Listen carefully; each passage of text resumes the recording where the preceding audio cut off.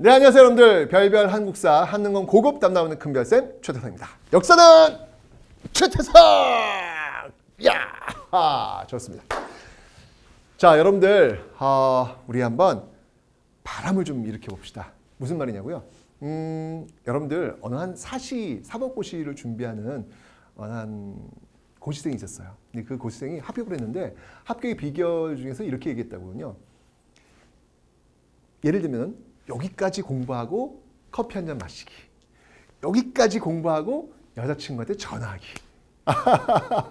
커피 한 잔 마시는 거 좋잖아요. 여자친구의 목소리 듣는 거 너무 좋잖아요. 그죠? 그 좋은 것들을 딱 앞에 두고 달려가는 거예요. 달려가는 거예요. 행복하지 않습니까? 내가 이것만 열심히 달려가면 거기는 나에게 너무 좋은 게 있는 거예요. 이런 식으로 한번 여러분들 이 한능검을 한번 달려보시기 바랍니다. 요 몇 강까지 딱 듣고 여러분한테 좋은 거 하나 만들어주세요. 그렇게 목표를 딱딱 정하세요. 뭔가 바람을 좀 일으켜주세요. 즐겁고 좀 행복한 마음으로 여기까지 듣고 아이스크림 하나 먹기, 여기까지 듣고 한 잠 자기, 뭐 이런 거 있잖아요. 바람을 불러일으키시면서 좀 행복하게 이 한능검 완강을 한번 달려보시기 바랍니다. 준비되셨죠, 여러분들? 자, 요거 끝나고, 아니야, 여기서 끝나면 요 한 3강만 더 듣고, 한 3강만 더 듣고, 오늘 하루 종일 뭐 할까? 떡볶이 먹기. 맨날 떡볶이야, 맨날 떡볶이. 자, 어쨌건 기분 좋게 강의 또 시작해 보도록 하겠습니다.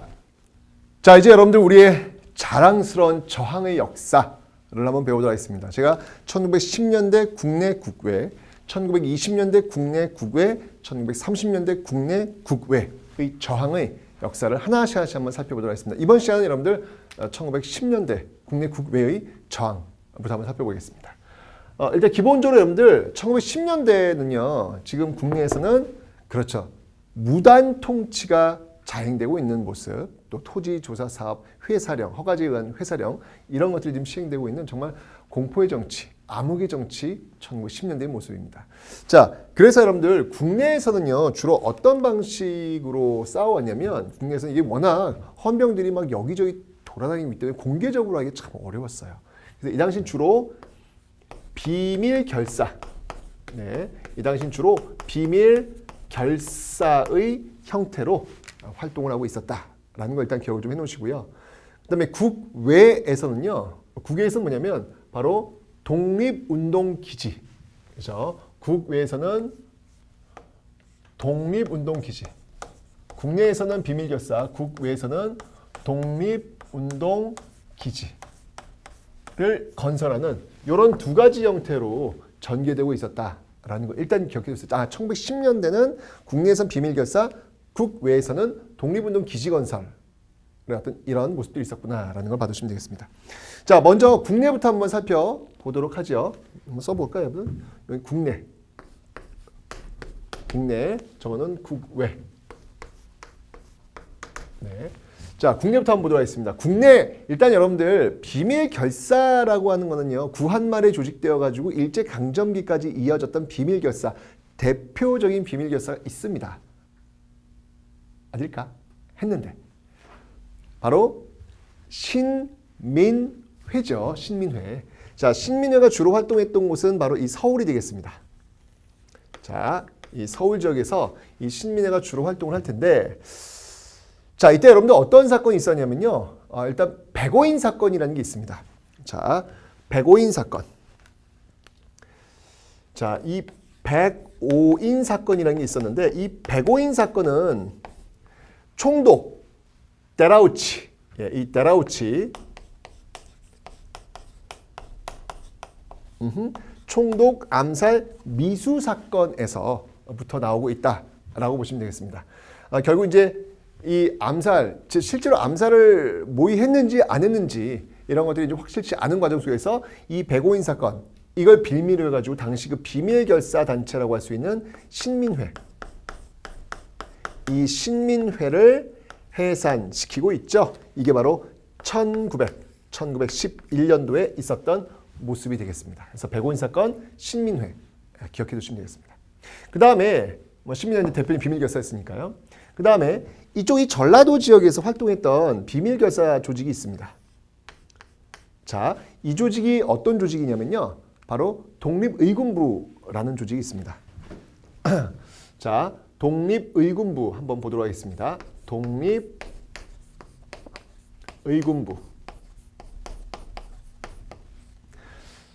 자, 이 독립의군부는요, 누가 이끌었냐면 임병찬이란 인물이 이끕니다. 임병찬. 그러니까 구한말에 의병 활동을 했던 인물이에요. 그러니까 여기 지금 의군부라고 하는 어떤 그 용어가 나온 거예요. 뭔가 의병, 이거 여러분들 어느 쪽과 연결되죠? 위정, 척사, 운동, 계열 속에서 나오잖아요. 그래서 맨 처음에는 뭐 통상수교 반대운동, 그 다음에 개항반대운동, 그 다음에 개화반대운동, 그리고 의병투쟁으로 연결되지 않습니까? 그죠? 을미의병, 을사의병, 정미의병으로 이어지는 어떤 그런 맥이 있습니다. 이 의병들은 여러분들 상당히 어떤 왕을 중심으로 한 복고적인 어떤 그런 성격은 분명히 있어요. 자, 그래서 이 독립의군부도 역시 마찬가지로 어떤 것들을 지금 중심에 두냐면 바로 복벽주의를 지금 기반으로 하고 있다라는 걸 여러분 꼭 기억을 해주세요. 복은 뭐냐면요, 회복한다는 거예요. 옛날로 돌아간다는 거예요. 다시 왕을 중심으로 한 그 시스템으로 돌아가는 것을 지향하는 모습들이 바로 이 복벽주의다라고 보시면 되겠습니다. 이때 이제 여러분들 이 독립의군부에서 했던 게 뭐냐면요, 바로 국권 반환 요구서를 제출하려고 계획했던 그런 모습들도 바로 이 독립의군부에서 보여주고 있다라고 하는 거, 요 정도만 여러분들이 기억을 해두시면 될 것 같아요. 이 독립의군부, 이 고종의 지령을 받아가지고 복벽주의적인 어떤 그런 성격을 띠고 있었던 바로 독립의군부 기억하시면 되겠습니다. 됐죠? 그 다음에 이쪽 경상도 지역에서 활동했던 또 단체가 있어요. 자, 이 조직은 어떤 조직이냐면요, 바로 대한광복회라는 조직이 있습니다. 자, 이건 독립의군부의 어떤 모습이었고요. 그 다음에 이 조직은 바로 대한광복회입니다. 자, 대한광복회 모습을 한번 살펴보죠. 자, 이 대한광복회를 이끌었던 인물은 누구였냐면요, 바로 박상진이라는 인물이에요.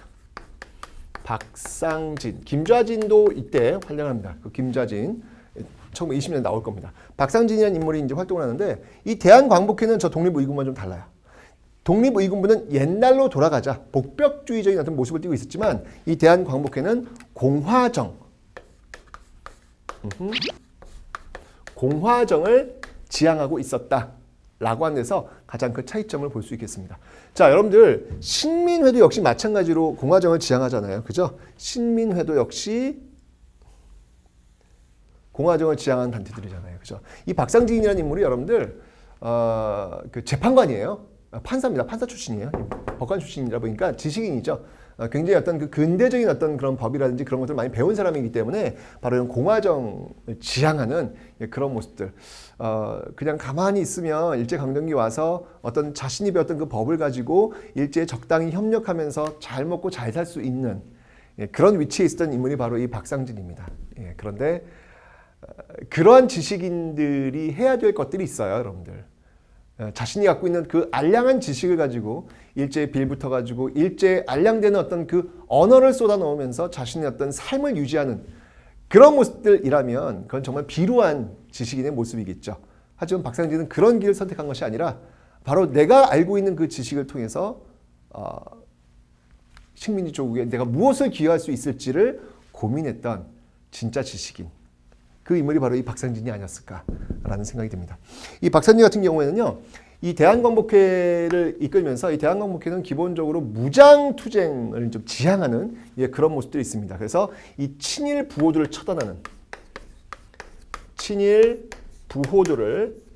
처단하는 모습들이 있었고요. 저쪽 만주 쪽에다 여러분들 그 사관학교 있잖아요.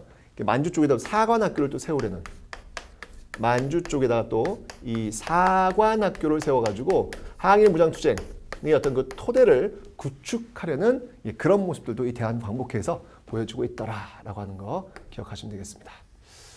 여러분들 이 일제강점기 공부하면서 우리가 이제 많은 분들을 만날 겁니다. 그 많은 사람들이 공통적으로 가지고 있는 그 꿈이 무엇일까? 그 꿈에 대해서 한번 여러분들이 소통해보는 그런 시간을 좀 꼭 좀 한번 가져보시기 바랍니다. 자, 이래서 이제 독립의군부와 대한광복회 대표적인 1910년대 비밀 결사단체 독립의군부 대한광복회 기억해 놓으시면 되겠습니다.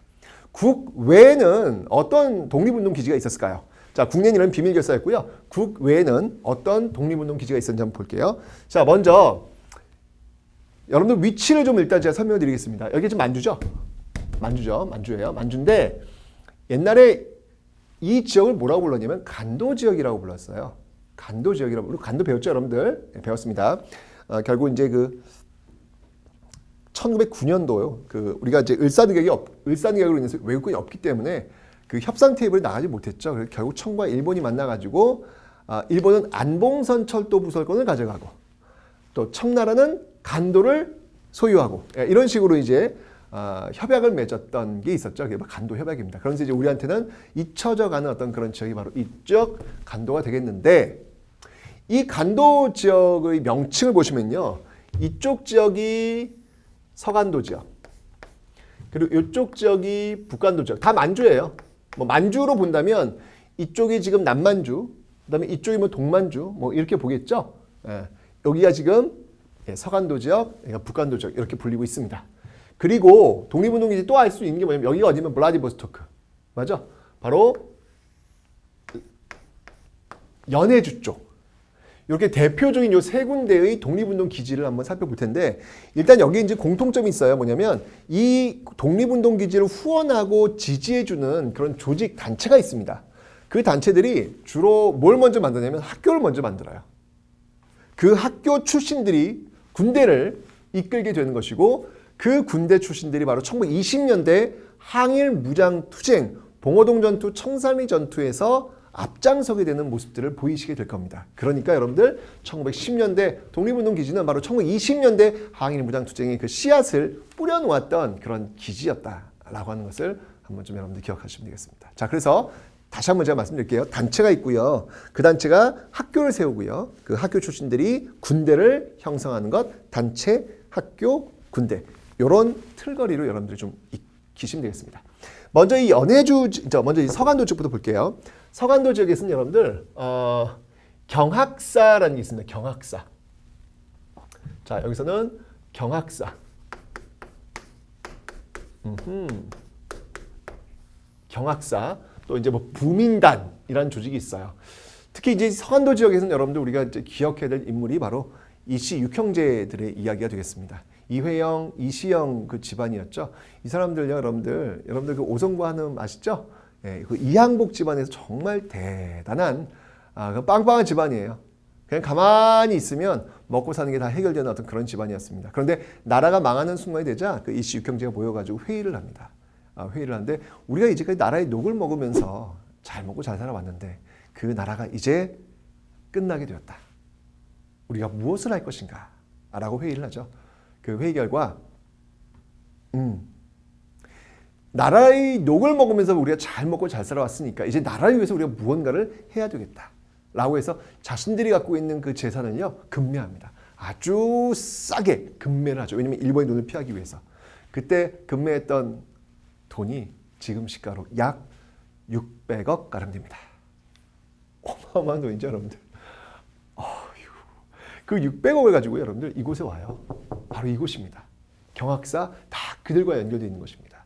그래서 이곳에 넓은 땅을 사고요. 거기서 학교를 지우고요. 거기서 군대를 양성하는 어떤 그런 모습을 보이게 되는데 여기서 여러분들 그 돈을 3년 만에 다 씁니다. 그렇겠죠. 그 엄청난 땅을 사고 그 군대를 만들고 양성하려면 얼마나 힘들었겠어요. 그 3년이 끝났을 때 그들이 남긴 일기를 보면요. 강냉이죽이 없어가지고 옥수수를 꿇어 다니는 그런 장면이 등장을 합니다. 여러분 잠깐만 멈춰가지고 한번 이들과 한번 만나시길 바랍니다. 그냥 정말 가만히 있으면 아니 대를 이어서 먹고 사는 게 다 해결되는 사람들이었는데 왜 이들은 그렇게 사서 고생을 했을까요? 그들에게는 꿈이 있었기 때문이죠. 어떤 꿈이었을까요? 바로 자기의 뒤에 오는 사람들한테만큼은 식민지 조국의 백성을 살지 않게 하겠노라는 그 꿈, 그 꿈 하나로 자신의 어떤 청춘과 자신의 어떤 모든 재산을 다 쏟아부었던 그런 인물이 바로 이곳 서간도에서 활동을 했던 것입니다. 여러분들 이런 얘기 많이 듣지 않으시나요? 일제강점기 그 시대에 일제에 협력했던 사람들 비판하지 마라. 아, 그 시대 다 그랬다. 야, 너 그 시대에 가서 살아봐봐. 너라면 안 그럴 것 같아? 라고 하면서 너라면 안 그럴 것 같아 라는 그런 무서운 흉기를 들이대면서 역사의 그 진실을 가려버리려고 하시죠. 여러분들 절대 그렇지 않습니다. 그 시대 다 그러지 않았습니다. 내가 비록 그 시대로 돌아가면 나도 어쩔 수 없는 소시민, 일제에 협력할 수 있는 소시민을 살 수 있을런지 모르겠지만 그렇다고 해서 그 시대가 다 그랬다라고 하는 면제로 그 시대를 덮어버리려는 어떤 그런 모습들은 용납할 수가 없습니다. 왜요? 그 시대 다 그러지 않았거든요. 그 시대 자신의 모든 재산을 털어가지고 정말 그 독립운동에 힘쓰면서 옥수수죽이 없어가지고 힘들어 살고 있었던 많은 사람들이 분명히 존재하고 있습니다. 그들이 존재하는데 그 시대는 다 그랬다라는 말을 감히 할 수가 없는 것이죠. 우리가 그런 사람들을 만나면서 아, 이분들 때문에 지금의 우리가 있는 것이구나 라는 것들을 한 번쯤은 여러분들 꼭 잊지 않으셨으면 좋겠습니다. 그 시대 다 그러지 않았습니다. 그 시대에 다 그랬다는 말 함부로 하지 마십시오. 자, 이런 경학사에서 여러분들 학교를 이제 쭉 또 밀어주는데 뭐 신흥학교 뭐 이렇게 쭉 나와가지고 최종적으로 나온 학교가 어떤 학교였냐면요, 바로 신흥무관학교입니다. 아주 유명한 학교죠, 여러분들. 네. 신흥무관학교.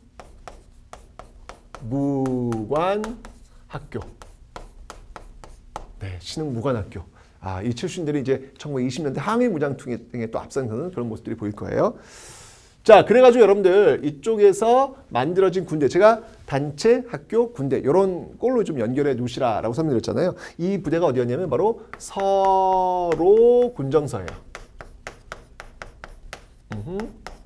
네, 서로군정서. 요게 이제 서간도 지역에서 보여지고 있는 모습들이다라는 것을 여러분들 기억을 좀 해놓으시면 되겠습니다. 이렇게 서간도 지역에서 이어지고 있습니다. 그 다음에 북간도 역시 마찬가지예요. 이 북간도에서도요, 정말 많은 사람들이 또 가가지고 활동을 많이 했죠. 여기서 그 대표적인 그 조직이 있다면 여기서는 중광단이라는 조직이 있습니다. 중광단. 여러분 꼭 기억해주세요. 굉장히 중요한 조직입니다. 중광단. 중광단. 자, 이 중광단 하면 여러분들 어떤 종교와 연결되냐면 이 중광단은 대종교와 연결됩니다. 대종교. 자, 대종교는 여러분들 이미 배웠죠. 구한말에. 나철이 세운 종교고 무엇을 믿는 종교다? 단군을 믿는 종교다. 라고 설명드렸습니다. 그죠? 중광단 대종교. 우리 감독님께서 지금 단군이라고 이야기하셨어요. 와, 저번 시간에 배우셨거든요. 야, 저 지금 감동 먹었습니다. 지금. 야, 멋지십니다. 네, 좋아요. 네. 보세요, 여러분들. 누구나 다 할 수 있습니다. 화이팅! 자, 중광단 대종교를 믿는 거였는데요. 여기 있는 학교들 굉장히 많이 있어요. 어떤 학교들이 있냐면 바로 서전서숙. 네, 이것도 이제 유명한 학교입니다. 서전서숙. 특히 이제 서전서숙은 여러분 이상설과도 연결이 되어 있습니다. 이제 이상설. 이상설 누구지? 이준, 이상설, 이휘종. 헤이그 특사. 그죠? 네, 서전서숙. 그 다음이 명동학교. 또 윤동주와 또 연결되지 않습니까? 이 명동학교. 그죠? 이 북간도 지역에서. 명동학교. 연결되고 있고요. 그렇군요. 윤동주가 그런 저항 시인으로서 살 수 있었던 건 바로 이러한 지역에서 바로 그 항일 독립운동의 어떤 그 정신을 이어받으면서 교육받으면서 살아왔기 때문에 그런 시가 나올 수 있던 게 아니었을까. 그런 언어를 사용했던 게 아니었을까라는 생각이 듭니다. 명동학교였습니다. 자, 그리고 여러분들 여기서 이제 부대들이 있겠죠. 자, 어떤 부대들이 있냐면요. 중요합니다. 어떤 부대가 있냐면 바로 북로군정서하고 그리고 대한독립군이 있어요. 북로군정서와 대한독립군이 있습니다. 자, 북로군정서와 대한독립군이 왜 중요하냐면요. 바로 1920년대 20년대 특히 이제 이 북로군정선은 특히 중광단, 중광단의 아주 후원을 많이 받는 그런 조직이었는데요. 북로군정선은 1920년대 바로 청산리 전투의 주력 부대예요. 그리고 이 대한독립군이 바로 봉오동 전투의 또 주력 부대로서 또 활동을 하고 있기 때문에 기억을 좀 해놓으셔야 되겠습니다. 너무 중요하잖아요, 여러분들. 북한도저히 이렇습니다. 네, 바로 이런 곳입니다. 그 다음에 이제 연해주를 한번 살펴보도록 하겠습니다. 자, 이 연해주는요, 어떤 조직이냐면 권업회라는 조직이 있어요. 권업회. 권업회는 뭐 그렇게 중요한 조직은 아닌데, 근데 여러분들 제가 정말 이게 한국사 강의를 하면서 제가 가끔 이렇게 얘기해요. 어떤 건 지금 하얀색으로 쓰면서 하얀색은 제가 중요하지 않은 거라고 설명드렸죠. 그리고 이제 나머지 색깔 들어가는 건 중요한 조직, 중요한 단체, 중요한 이름이라고 설명드렸는데 제가 항상 이거 하면서 굉장히 조심스럽고요. 굉장히 죄송해요. 아니 일제강점기 때 여기 나오는 이 조직들, 이 사람들요. 다 우리 조국을 위해서 자신의 청춘과 모든 것을 다 쏟아붓고 싸운 사람들입니다. 그런데 그 사람들에게 제가 이 사람은 중요하지 않아요. 이건 중요해요. 이건 시험에 나오지 않아요. 전 정말 너무너무 죄송합니다. 시험 문제를 풀기 위해서 제가 그런 표현을 지금 쓰고는 있지만 정말 속으로 제가 너무 부끄럽고요. 너무 죄송해요. 누구 하나 이 조국에 대한 애정, 그 애정을 어찌 중요하다, 중요하지 않다라고 표현할 수 있겠습니까? 여러분들도 비록 시험을 보기 때문에 이렇게 하얀색 분필 그리고 색깔이 들어간 어떤 분필로 구분은 하시겠지만 여러분들 그 구분은 정말 아무런 의미가 없는 겁니다. 이분들, 이 단체들 한 단체 모두 꼭꼭 기억을 좀 해주시기 바랍니다. 그들을 기억해야만 지금의 우리가 더 건강해질 수 있고 우리의 미래가 더 건강해질 수 있을 겁니다. 어디 감히 제가 이건 중요해, 이건 중요하지 않아 라고 이야기를 하겠습니까? 다시 한번 이 자리를 빌어가지고 죄송합니다 라는 이야기를 하고 수업을 진행해 나가도록 하겠습니다. 자, 그래서요, 이 권업회라는 조직이 있습니다. 권업회. 이 권업회에서 여러분들 뭐 신문 같은 거, 권업신문 이런 것들도 발간하고 그래요. 그 다음에 여러분들 꼭 기억할 그 조직이 뭐냐면요, 바로 대한광복군 정부라는 게 있어요. 요건 이제 굉장히 중요한 그런 단어가 되겠습니다. 바로 대한광복군 정부. 대한광복군 정부. 근데 요거는 이제 1914년에 살짝 존재했다가 바로 또 이렇게 문을 닫긴 했는데 어쨌든 대한광복군 정부도 역시 마찬가지로 이상설.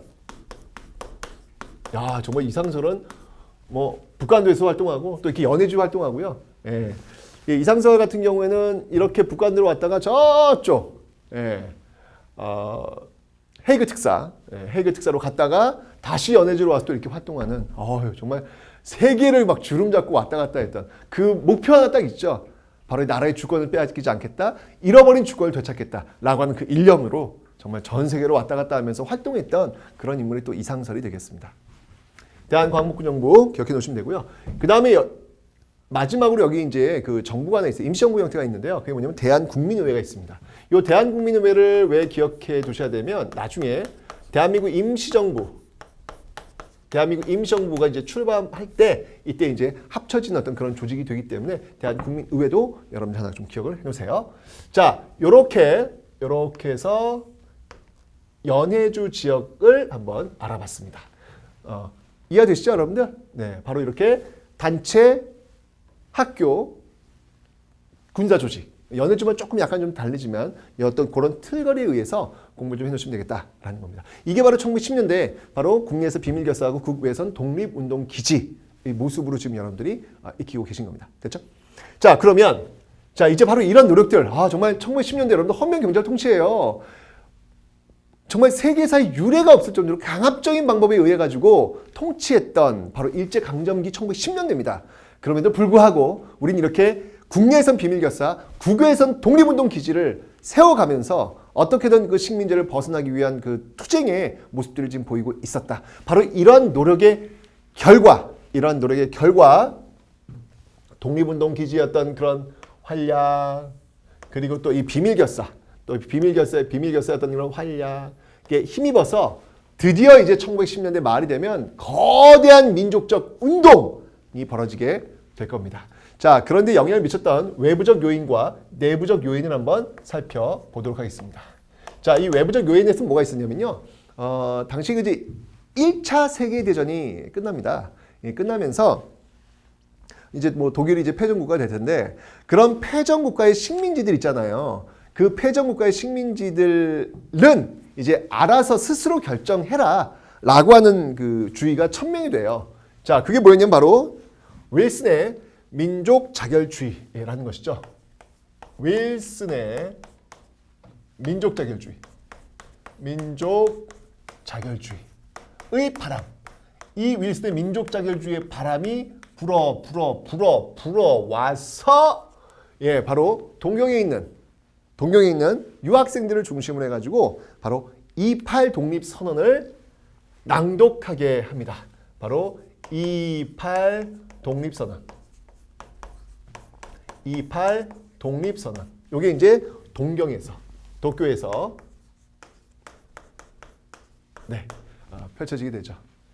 그 동경에 가시면 여러분들 그 동경 그 정부 청사가 몰려 있는 곳이 있어요. 그 옆에 공원이 있거든요. 그 공원에서 이제 28 독립선언을 외친 겁니다. 그거 뭐냐면 바로 일본 정부 들어라라고 하는 것이죠. 지금도 여러분들 일본에서 시위할 때는요, 그 공원에서 지금 시위가 굉장히 많이 이루어지고 있습니다. 그러니까 시위의 공원이다라고 할 정도로 그곳에서 또 이제 우리 유학생들이 중심이 돼가지고 28 독립선언을 낭독하게 되었다. 이제 이런 영향에 힘입어가지고 드디어 이제 국내에서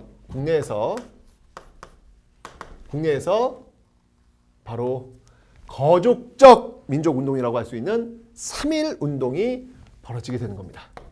3.1 운동이 벌어지게 되더라 라는 것이죠. 자, 이 3.1 운동에 대해서 한번 살펴볼 텐데요. 1919년에 있었던 그런 운동인데 이 3.1 운동은 여러분들 어떤 사건을 배경으로 하냐면요. 바로 고종의 인산일. 네, 바로 중요합니다, 여러분들. 이 고종의 인산일. 고종이 이제 죽잖아요. 그죠? 그리고 나서 그 장례식이 치러지는 어떤 그런 상황을 활용을 해가지고 바로 이 3.1 운동이 일어나게 된 겁니다. 이거 왜 중요하면 여러분들 1920년대 고종의 아들 순종이 죽어요. 그 순종의 인산일을 활용한 것은 60만세 운동이에요. 그러니까 1910년대 고종의 인산일을 활용한 것은 3.1 운동이고 1920년대 순종의 인산일을 활용한 것은 60만세 운동이에요. 그러니까 3.1 운동과 60만세 운동이고 배경 있죠. 고종의 인산일, 순종의 인산일이고 반드시 여러분들 구분하셔야 시험에 굉장히 잘 나옵니다. 그렇죠? 그래서 고종의 인산일.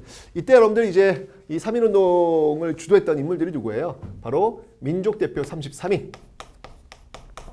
민족 대표 33인.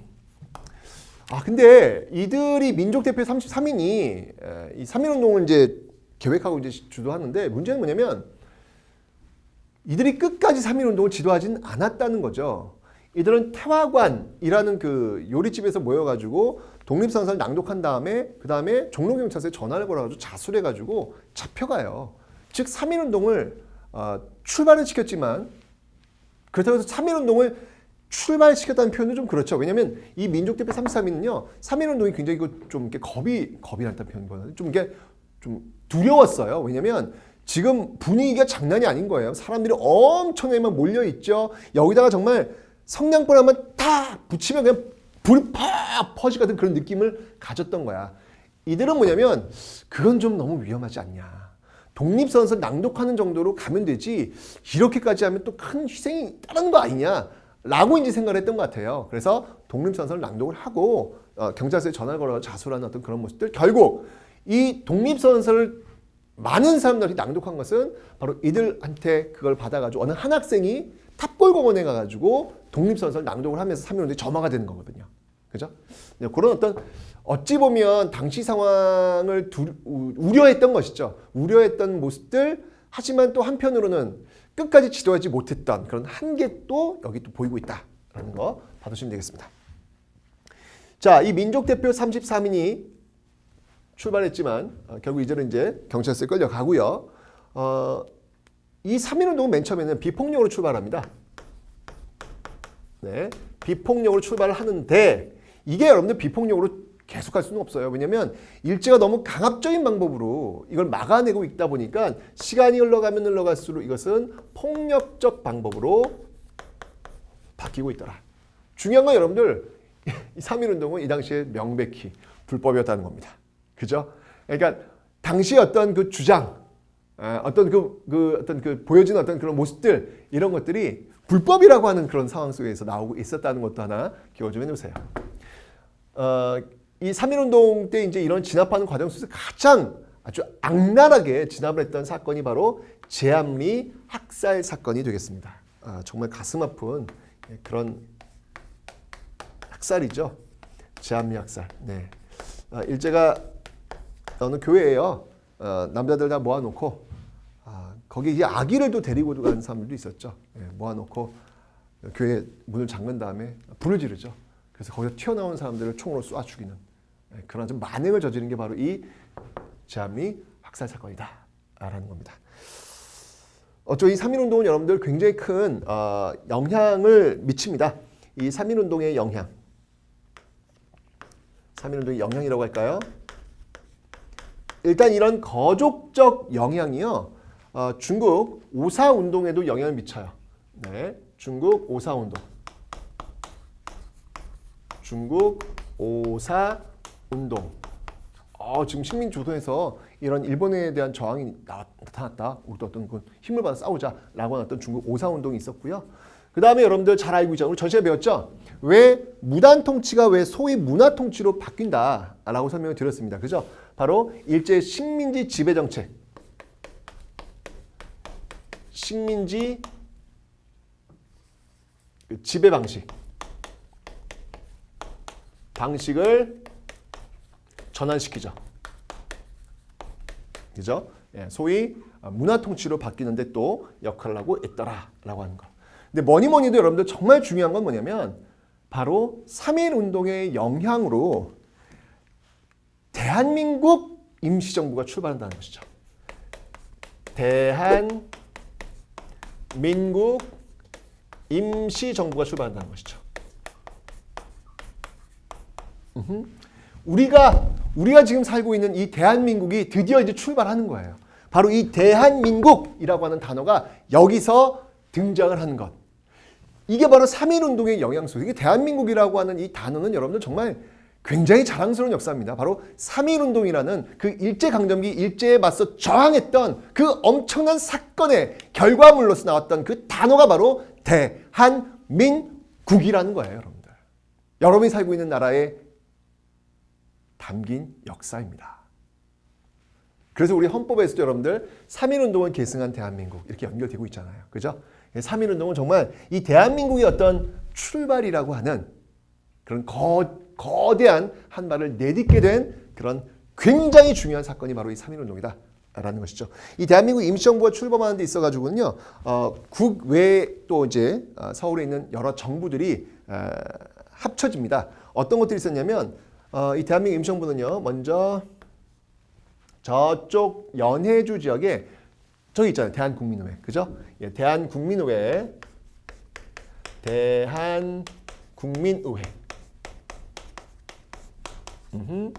그 다음이 여기 서울에 한성정부. 그 다음에 저 상하이에 정부가 있었죠? 바로 상하이의 정부. 요런 정부들. 그렇구나. 저 앞에 한번 가볼까요, 여러분들? 지금 이 1910년대에 이런 모습들이 있었는데 요쪽 그 상하이 있잖아요. 여기 상하이에 그 신한청년당이라고 있어요. 신한청년당. 그러니까 이 대한민국 임시정부의 어떤 그 발판을 만들었던 그런 어떤 조직이 되겠습니다. 나중에 이제 파리강화회에 이제 대표를 파견하기도 하는 모습들, 이제 임시정부에 이제 연결되는 거예요. 자, 기억해 두시면 되고요. 자, 그래가지고 이런 어떤 조직들이 만들어져가지고 이 대한국민의회는 바로 연해주.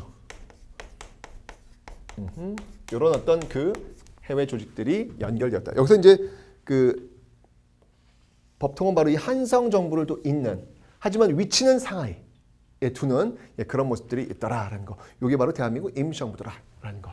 하여튼 3.1운동의 영향으로 대한민국이 출발하는 그런 계기가 되었다. 있다라는 거. 그러니까 이 대한민국의 역사는 여러분들 정말 자랑스러운 역사예요. 왜냐하면 대한민국의 출발은 일제강점기였고 그 일제강점기 일제에 맞서 싸우면서 저항하면서 자신의 생명력을 계속해서 유지시키면서 강화시키면서 성장했던 나라가 바로 여러분들이 살고 있는 대한민국이기 때문에 그렇습니다. 자, 이 대한민국 임시정부는 여러분들, 자, 이제부터 이제 설명을 좀 드려야 될 것 같아요. 굉장히 중요한 조직입니다. 자, 지금부터 대한민국 임시정부에 대해서 한번 설명을 좀 드려보도록 하죠. 대한민국 임시정부의 제가 성장 곡선을 한번 그려봤어요. 우호, 와후, 네, 엄청납니다.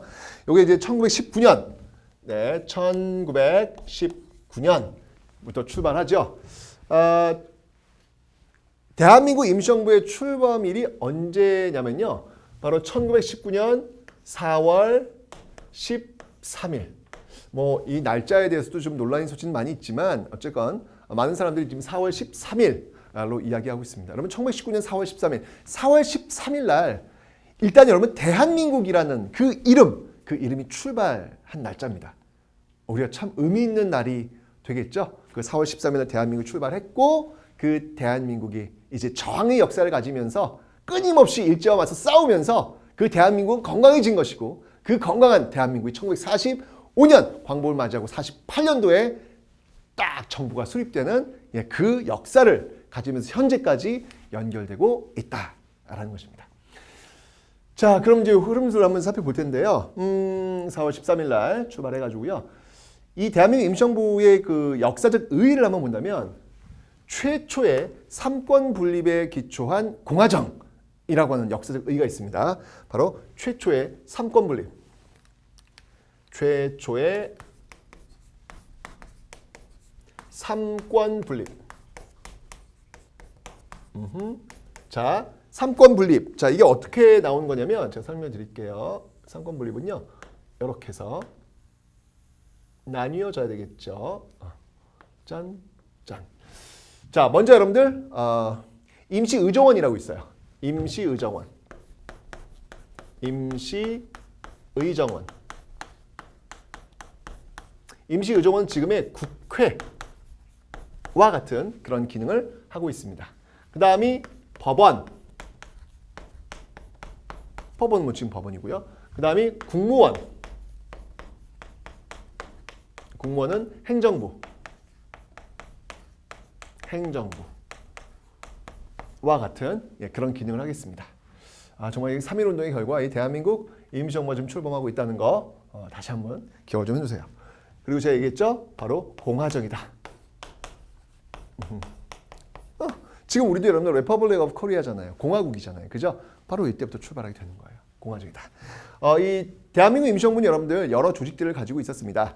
어떤 조직들이 있었냐면 일단 국내에서 어떤 그 연락망들이 연결돼야 될 거 아니에요. 그죠? 국내 어떤 소식들, 연락망들 연결돼야 되고 또 국내 어떤 그 정보들 이런 것들도 취합을 해야 될 거 아니에요. 그래야지 계속 싸워나갈 수 있으니까. 기본적으로 여러분들 이 대한민국 임시정부는요. 지금 상하이에 지금 위치했다라고 하는 것이죠. 그 이유는 뭘까요? 외교에 좀 더 충실하려는 모습. 사실은 여러분들 지금 이 대한국민의회 한번 볼까요?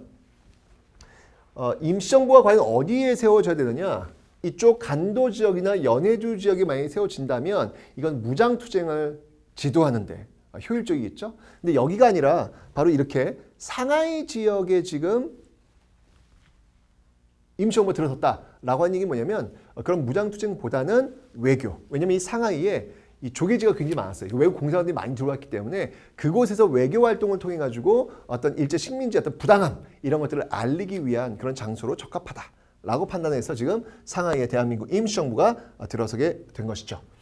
자, 그러면서 국내의 어떤 그 조직 연결들이 필요할 거 아니에요. 그래서 만든 조직이 뭐였냐면 바로 연통제. 네, 연통제와 그 다음에 교통국이라는 게 있습니다. 교통국.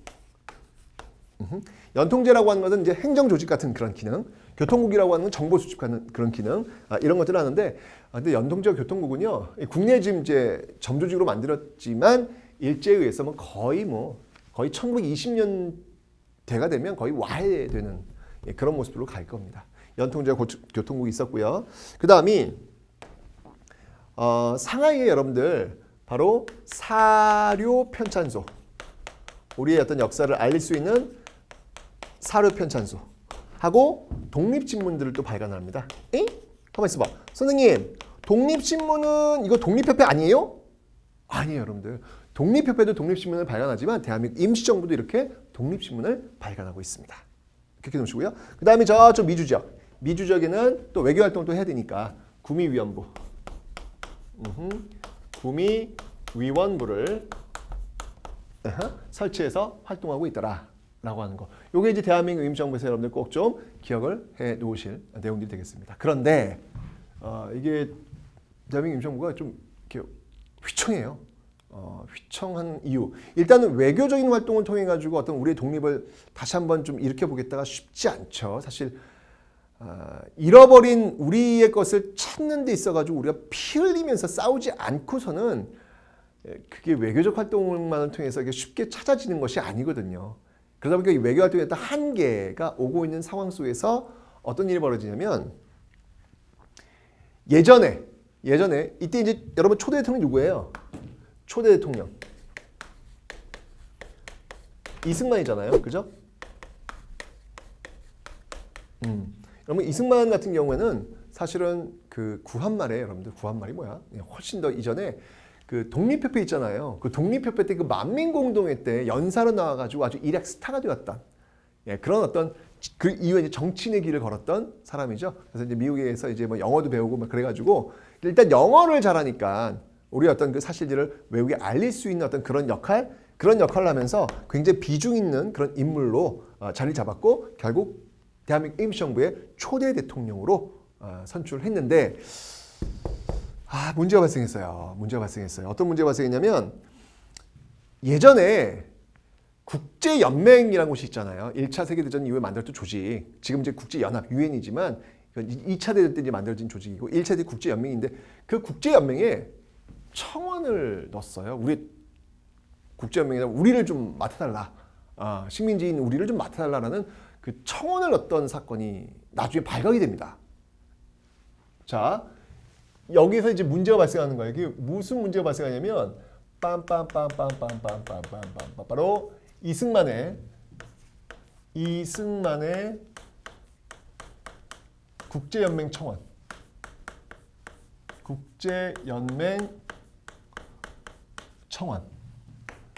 이 소식이 알려지자 격분한 것이죠. 대한민국 임시정부에 있는 많은 사람들이 격분을 하는 거예요. 아니, 어떻게 대통령이 우리의 독립을, 즉각적 독립이 아닌 이렇게 국제연맹에 우리의 어떤 운명을 맡길 수가 있느냐. 이건 말도 안 되는 매국행위다. 라고 하면서 격렬히 반대하는 거예요. 격렬히 반대하면서 대한민국 임시정부가 지금 굉장히 휘청하게 되는 것이죠. 지금 하나의 단일 대우로 지금 싸워나가기도 지금 쉽지 않은 판에 지금 일제를 맞서야 지금 싸워야 되는 상황인데 지금 내부에서 좀 이런 어떤 문제점들이 지금 발생하게 된 것입니다. 자, 그렇게 되니까 이거 위기다. 이 문제 해결해야 되겠다. 라고 하면서 열렸던 게 있어요. 그게 뭐냐면 그게 바로 국민대표회의라는 겁니다. 자, 그게 바로 국민대표회의.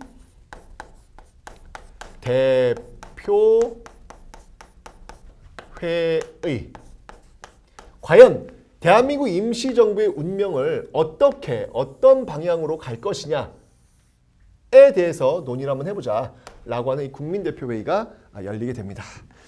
자, 이 국민대표회의는요 1923년도에 열리게 되거든요. 여기 쭉 오시면 여러분 1923년도 이렇게 열리게 될 텐데 이땐 그 두 세력으로 나뉘게 돼요. 어떤 세력과 어떤 세력이냐면 바로 창조파와 개조파로 나뉘게 됩니다.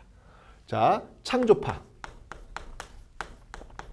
창조파와 그 다음이 개조파로 나뉘게 됩니다. 창조파와 개조파로 나뉘는데 창조파는 뭐냐면요. 대한민국 임시정부는 더 이상 안 되겠다. 이런 외교적 행위, 이게 지금 외교적 행위가 지금 이런 거 하자고 지금 이거 하는 거냐. 비루하고 비굴하다. 이런 거 하지 말자.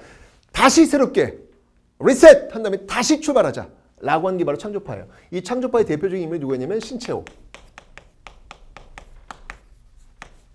아주 격렬하게 이승만 비판하면서요. 야, 뭐 하는 거냐 하면서 엄청나게 비판했던 인물이 바로 이 신채호입니다. 이 개조파의 대표적인 인물은 누구냐면 바로 안창호. 개조파는 뭐냐면요. 그래, 문제가 있는 건 인정해. 그렇다고 해서 리셋해가지고 다시 출발하는 건 그건 아니다. 일단 문제점들을 그 안에서 대한민국 임시정부랑 그 안에서 하나씩 고쳐나가면서 다시 출발하면 되는 거 아니냐라고 하는 게 이제 개조파가 되는 것이죠. 이들이 이제 회의를 했는데 그 회의가 잘 이루어지질 않네. 네, 결국 결렬. 그러다 보니까 이제 많은 사람들이 이탈하는 거예요. 많은 사람들이 이탈. 이러면서 이제 위기. 이 위기 보이시죠? 여러분들 뚝 떨어지는 거예요, 지금요. 어떻게? 지금 다 떠나가고 있어요. 임시정부 다 떠나가고 있어요. 정말 심한 말로 여러분들 몇 명만이 남아있을 뿐이에요. 몇 명만이 남아있을 뿐이에요. 정말 이 대한민국 임시정부의 위기, 이 위기를 어떻게 타개해야 될까 고민이 많았죠. 자, 그러면서 그 고민 타개책들이 이제 하나씩 나오게 됩니다. 자, 먼저 여러분들 1925년 네, 1925년에 결국은 저 이승만 대통령을 탄핵합니다. 이때도 탄핵이 있었네요. 네, 참. 이승만 대통령은 이때 탄핵되고 4.19 때 하야하고 그러고 보니까 이승만이라는 인물은 탄핵과 하야를 그냥 다 경험하신 분이네요. 그죠? 초대 대통령도 했고 그 다음에 1948년 또 대한민국 정부 출발할 때 또 그때 또 대통령 하시고 정말 그 영광과 오욕을 모두 다 진짜 종합 선물 세트를 다 경험하신 분이 바로 이승만이 아닌가라는 그런 생각이 듭니다. 자, 그래서 이승만 대통령이 이승만 탄핵 이승만을 탄핵하고요. 그리고 일단 지금 대통령이 공석이니까 그 자리를 이어야 될 거 아니에요. 그 인물 누가 있냐면 누군지 아세요, 여러분들? 대한민국 임시정부의 2대 대통령이 되는 것이죠. 바로 박은식입니다. 박은식. 한국 통사, 한국 독립운동 지열사를 지었던 역사학자, 유학자이기도 하죠, 여러분들. 그래서 박은식 대통령. 근데 이제 박은식이 대통령을 하려고 했던 건 아니고 지금 일단 자리가 비어 있으니까 탄핵됐으니까 지금 그 자리 메꿔야 될 거 아니에요. 이렇게 딱 한 다음에 바로 넘겨요. 바로 헌법 고쳐가지고요. 지금 이 대통령제에 어떤 그 심각한 문제가 있다. 너무 이 한 사람한테 권력을 몰아주는 것은 문제가 있는 것 같다라고 해서 대통령제가 아니라 의원내각제로 합니다. 의원내각제로 가가지고 바로 국무령 의원내각제 시스템으로 바뀌고 있더라라고 하는 거. 1925년도에 모습이 되겠습니다. 이거 기억하시면 되고요. 자, 그 다음에 이제 이게 의원내각제 되는데 이것도 지금 쉽지 않아. 왜냐면 사람이 없어. 지금 다 빠져나가니까. 혹자는 정말 혹독하고 가혹한 말로 이 당시 이 임시정부를 비판하면서 뭐라 하냐면 정말 그 연세 많으신 분들끼리 모여있는 양로원 아니냐라는 식의 어떤 비판까지 할 정도로 정말 이 대한민국 임시정부가 위기에 빠지는 그런 상황이 된 것이죠. 그러니까 이 의원내각제도 이게 운영되기 쉽지 않았던 거예요. 그래가지고 이때 이제 조직을 이제 개편을 하죠. 다시 헌법을 바꿔가지고 이때 국무위원 집단 지도체제로 갑니다. 27년도에 집단 지도체제.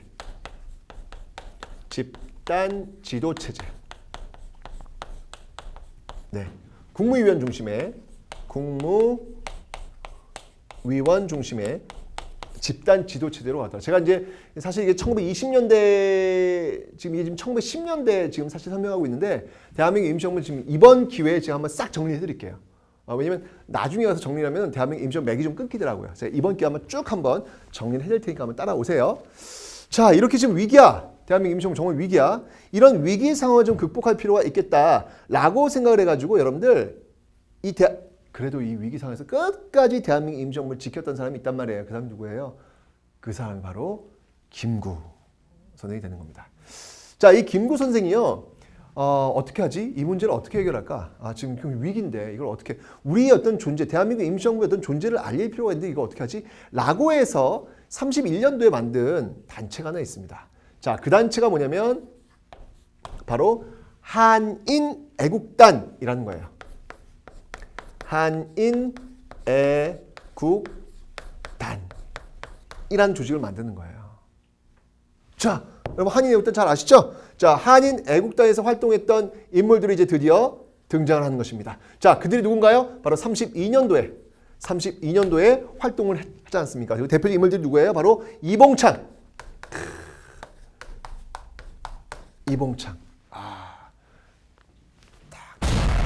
폭탄을 던졌던 그런 인물. 일본에 던졌던 인물. 그 다음이 윤봉길.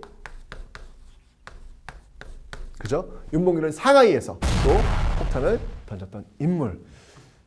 이게 지금 다 한인 애국단 소속들이 지금 일으킨 어떤 모습들이잖아요. 그죠? 특히 이 윤봉길의 의거가 알려지면서 이 윤봉길의 의거를 통해 가지고 와, 이거 대단하다. 중국 정부도 놀란 거예요.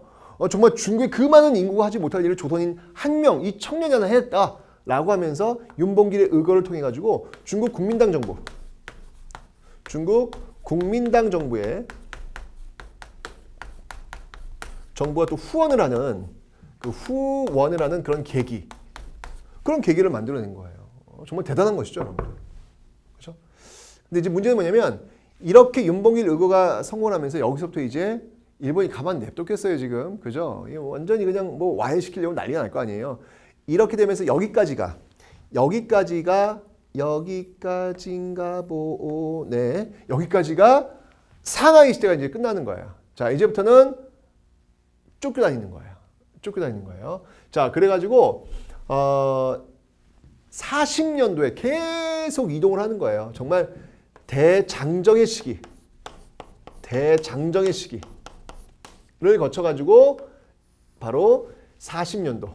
네, 여기까지가 여러분들 여기가 지금 상하이고요. 그리고 여기서부터는 충칭 시대를 열게 되는 거예요. 충칭 시대. 요게 바로 1940년이 되겠습니다. 1940년이 되겠습니다. 자, 1940년도에 어떤 것들이 있는지 한번 볼까요? 이 40년도에 이제 당을 하나 번듯하게 하나 만들어내죠. 그게 바로 한국 독립당입니다. 한국 독립당. 그리고 대한민국 그러니까 여러분들 그 정부의 여당이라고 할 수 있겠죠. 한국 독립당을 만들고요. 그리고 이제 드디어 이제 군대도 가져요. 군대도 가집니다. 바로 한국 광복군이라는 또 군대를 또 갖게 된 것이죠. 충칭 시대가 아주 좀 뭔가 좀 있어 보이지 않습니까, 여러분들? 뭔가 좀 틀이 좀 갖춰져 있는 어떤 그런 모습들이 지금 보이고 있습니다. 그리고 41년도가 되면 드디어 건국강령 이런 걸 선포합니다. 건국강령. 건국.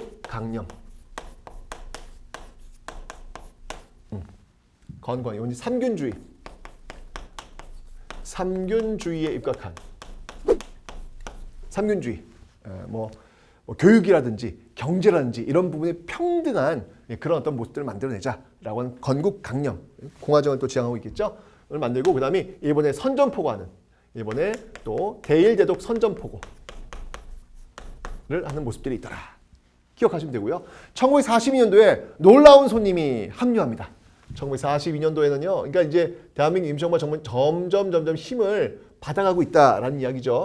42년도가 되면 바로 김원봉의 조선의용대 일부 세력이 여기에 합류를 합니다. 이 굉장히 중요한 사건이에요, 여러분들. 42년도 김원봉. 여러분 김원봉 하면 떠오르는 조직이 뭐예요? 이 김원봉이 바로 의열단. 여러분 영화 밀정 또는 암살 그게 의열단과 관련된 거잖아요. 그 의열단 단장이 바로 이 김원봉이에요. 이 김원봉의 조직 바로 조선의용대 일부가 합류합니다. 굉장히 큰 거죠, 여러분들.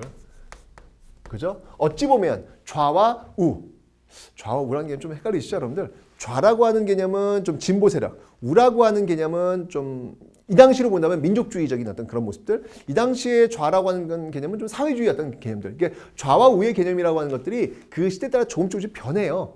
변하는데 이 당시엔 좌라고 하는 개념은 사회주의, 우라고 하는 개념은 민족주의. 이런 개념을 좀 보시면 될 것 같아요. 물론 그렇다면 김원봉을 사회주의 세력으로 볼 수 있느냐? 또 논란의 여지는 있겠지만 어쨌건 간에 이런 어떤 그 김구의 어떤 그 노선과는 조금 다른 그런 세력들이 지금 여기 지금 42년도에 바로 대한민국 임시정부 한국광복군에 지금 합류하고 있다라고 하는 거 봐주시면 되겠습니다. 그리고 44년도가 되면요. 44년도가 되면 이 한광복군 있잖아요. 예, 이런 한광복군 세력들이 영국을 도와줍니다. 그래서 인도 미얀마 전선, 인도 미얀마 전선, 미얀마에 또 투입하는, 미얀마 전선에 투입하는 그런 모습들. 그러니까 그 일본 패망 또는 그 또 독일에 맞서서 또 싸운 어떤 그런 모습의 어떤 일환으로 지금 참여하고 있는 모습들 보이고 있죠. 그리고 45년도가 되면 여러분들 미국 OSS가 있어요. 미국 OSS 첩보 작전을 수행하는 건데 이 OSS 첩보 훈련도 하고요. 그 다음에 또 진공작전, 우리나라 국내 진공작전을 또 계획하는 국내 진공작전도 계획하는 정말 화려한 모습으로 정말 활동하는 모습들이 있더라라는 겁니다. 참 여러분 요 시기 보면은 참 힘들었죠. 그죠? 국민대표회의 때만 해도 정말 힘들었지만 어쨌건 끝까지 지켜내면서 그 대한민국의 어떤 정체성 이런 것들을 지켜내려고 정말 이 부단한 저항의 모습도 보세요. 이런 저항의 어떤 역사가 있었기 때문에 대한민국이라고 하는 이름이 자랑스럽게 지금까지 연결되고 있는 것이 아닌가라는 그런 생각이 듭니다. 자, 그럼 여기서 이제 중요한 내용들 어떤 것들이 있는지 시험에 진짜 잘 나올 수 있는 것들 한번 살펴보도록 하죠. 자, 1910년대 우리는 지금 살펴봤습니다. 1910년대 살펴봤는데요. 일단 비밀결사 조직이 있는데요. 여러분 여기서 시험에 정말 잘 나온 건 비밀결사. 먼저 이 독립의금부. 네, 독립의금부 법학주의 지향하고 있다는 거. 그리고 대한광복회 1910년대 비밀결사 조직의 모습들 봐주시면 되겠습니다. 됐죠? 그리고 1910년대 이게 독립운동 기지에서 꼭 기억할 게 중강단이 시험에 참 잘 나옵니다, 여러분들. 중강단. 예, 바로 대전교, 북로군정에서 대한독립군 연결되고 있다라는 거 봐주시면 되고요.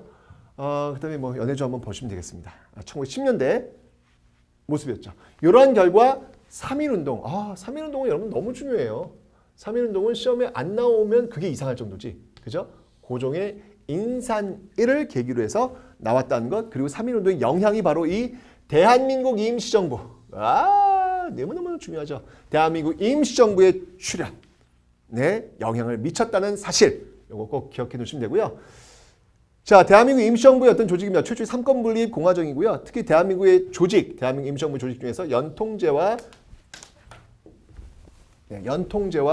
교통국이 있다. 연통제와 교통국이 있다라는 거 봐주시면 되겠습니다. 그리고 이제 국민대표회의 위기였단 말이죠. 이 문제를 좀 해결하기 위해서 1923년에 열렸던 국민대표회의 하지만 성공은 거두지 못하더라라고 하는 거.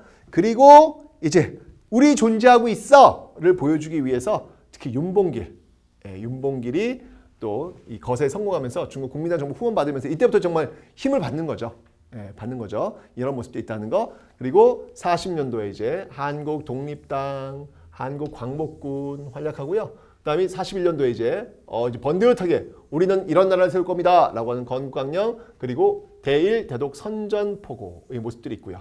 그리고 42년도에 김원봉의 조선의용대가 한국광복군에 합류한다는 사실도 굉장히 중요합니다. 됐죠? 자, 이렇게 여러분들 대한민국 임시정부까지 한번 살펴봤습니다. 1910년대 정말 많은 사람들이 어떻게든 잃어버린 조국을 되찾기 위해서 세계 각국에서 다방면으로 활동하고 있는 모습들을 지금 여러분들은 보고 계신 겁니다.